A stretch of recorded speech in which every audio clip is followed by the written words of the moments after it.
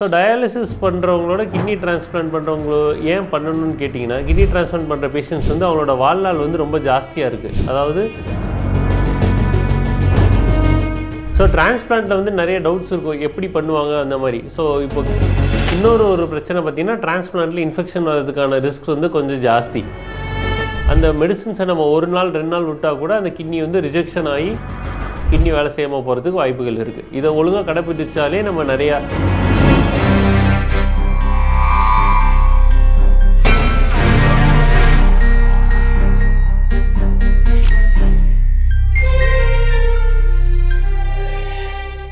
So என் பேர் doctor Mahendravarman. நான் வந்து மேல்மருவத்தூர் ஆதி பராசக்தி மருத்துவமனையில் சிறுநீரக நிபுணர் மற்றும் சிறுநீரக மாற்று அறுவை சிகிச்சை நிபுணராக பணியாற்றிட்டு இருக்கேன். சிறுநீரக மாற்று அறுவை சிகிச்சை பற்றி பார்க்க போகிறோம். சிறுநீரக மாற்று அறுவை சிகிச்சை ஏன் தேவைப்படுதுன்னு பார்த்தீங்கன்னா கிட்னி ஃபெயிலியர் ஆன பேஷண்ட்ஸ்க்கு ரெண்டு சிகிச்சை முறை தான் இருக்குது. ஒன்று வந்து கிட்னி டிரான்ஸ்பிளான்ட், இன்னொன்று வந்து டயாலிசிஸ். ஸோ டயாலிசிஸ் பண்ணுறவங்களோட கிட்னி டிரான்ஸ்பிளான்ட் பண்ணுறவங்க ஏன் பண்ணணும்னு கேட்டிங்கன்னா கிட்னி டிரான்ஸ்பிளான்ட் பண்ணுற பேஷண்ட்ஸ் வந்து அவங்களோட வாழ்நாள் வந்து ரொம்ப ஜாஸ்தியாக இருக்குது. அதாவது லைஃப் ஸ்பேன் வந்து ரொம்ப ஜாஸ்தியாக இருக்குது. கூடவே அவங்களோட வாழ்க்கை தரம், அதாவது குவாலிட்டி ஆஃப் லைஃப் வந்து பெட்டரா இருக்கு. அதனால தான் பார்த்தீங்கன்னா சிறுநீரக மாற்று அறுவை சிகிச்சை பண்ண வேண்டிய கட்டாயத்தில் இருக்கும். சிறுநீரக மாற்று அறுவை சிகிச்சை வந்து 2 விதமாக படுது. ஒன்று வந்து லைவ் டிரான்ஸ்பிளான்ட், அதாவது உயிரோடு இருக்கிறவங்களோட சொந்தக்காரங்க, அதாவது அப்பா அம்மா, தாத்தா பாட்டி, இல்லை கூட பிறந்தவங்க, பையன் பொண்ணு, இல்லை வைஃப் இல்லை ஹஸ்பண்ட், அவங்க வந்து கிட்னி கொடுக்கலாம். இல்லைன்னா பார்த்தீங்கன்னா மூளை சாவு, அதாவது பிரெயின் டெட் ஆன பேஷண்ட்ஸ்லேருந்து நம்ம கிட்னி எடுத்து வைக்க முடியும். ஸோ இது பேர் வந்து கெடாவர் கிட்னி டிரான்ஸ்பிளான்ட். அதாவது கிட்னி டிரான்ஸ்பிளான்ட் 2 டைப்ஸ். ஒன்று லைவ் கிட்னி டிரான்ஸ்பிளான்ட், இன்னொன்று வந்து கெடாவர்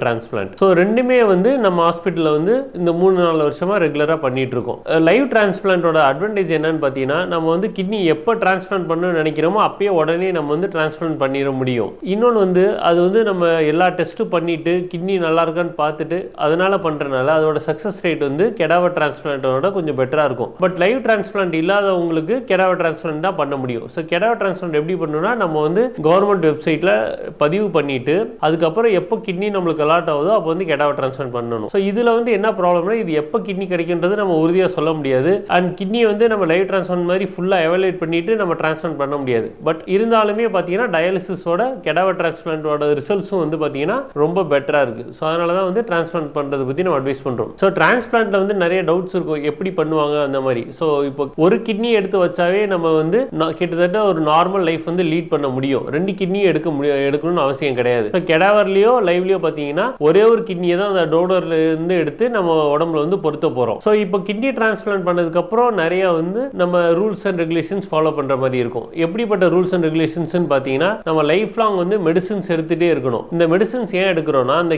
நம்ம உடம்பு வந்து அந்த கிட்னி அக்செப்ட் பண்ண வைக்கணும். ஏன்னா அந்த கிட்னி வந்து ஒரு ஃபாரின் பாடி, அதாவது வெளி இடத்துல இருந்து வந்து ஒரு பொருளாக தான் நம்ம உடம்பு அந்த கன்சிடர் பண்ணும். ஸோ இந்த இம்யூனோ சப்ரஷன் மெடிசின்ஸ் வந்து நம்ம லைஃப் லாங் கண்டினியூ பண்ற மாதிரி இருக்கும். அப்படி கண்டினியூ பண்ணோம்னா அந்த உடம்பு வந்து அந்த கிட்னி அக்செப்ட் பண்ணி அந்த கிட்னி வந்து நல்லா வேலை பார்க்கும். அந்த மெடிசின்ஸை நம்ம ஒரு நாள் 2 நாள் விட்டா கூட அந்த கிட்னி வந்து ரிஜெக்ஷன் ஆகி கிட்னி வேலை செய்யாமல் போகிறதுக்கு வாய்ப்புகள் இருக்கு. இதை ஒழுங்காக கடைப்பிடிச்சாலே நம்ம நிறைய பிரச்சனைகளை வந்து அவாய்ட் பண்ண முடியும். இப்போ டிரான்ஸ்பிளான்ட்டோட அட்வான்டேஜஸ் பார்த்தீங்கன்னா நம்ம வாழ்நாள் பெட்டராக இருக்கும், நம்ம குவாலிட்டி ஆஃப் லைஃப் நல்லா இருக்கும், நம்ம ரெகுலராக பண்ணுற வேலைகள் எல்லாமே பண்ண முடியும். நம்ம ஹீமோகுளோபினுக்கு எதுவும் மெடிசின்ஸ்லாம் போட தேவையில்ல, நம்ம யூரின் போகிறதெல்லாம் கிட்னியே பார்த்துக்கும். இந்த potassium, sodium, calcium, phosphorus, BP இது எல்லாமே வந்து பெட்டராகும் டிரான்ஸ்பிளான்ட்ல. பட் டயாலிசிஸ்ல இந்த அட்வான்டேஜஸ் நம்மளுக்கு கிடைக்க போகிறது இல்லை. மற்றபடி டிரான்ஸ்பிளான்ட்ல ஒரே ஒரு ப்ராப்ளம் வந்து நம்ம ரெகுலராக செக்அப் பண்ணணும். முதல் மாசத்துல வாரத்துக்கு 2 தடவை, 2வது மாசத்துல வாரம், 3வது மாசத்துல மாசம், அதுக்கப்புறம் லைஃப் லாங் வந்து 2 மாசத்துக்கு ஒரு 3 மாசத்துக்கு ஒரு ரெகுலராக செக்அப் பண்ணணும். மெடிசின்ஸை கரெக்டாக சாப்பிடணும். இன்னொரு பிரச்சனை பார்த்தீங்கன்னா டிரான்ஸ்பிளான்ட்ல இன்ஃபெக்ஷன் வரதுக்கான ரிஸ்க் வந்து கொஞ்சம் ஜாஸ்தி. ஸோ இன்ஃபெக்ஷன் வராமல் இருக்கிறதுக்கு நம்ம ரெகுலராக செக்அப் பண்ணுறது,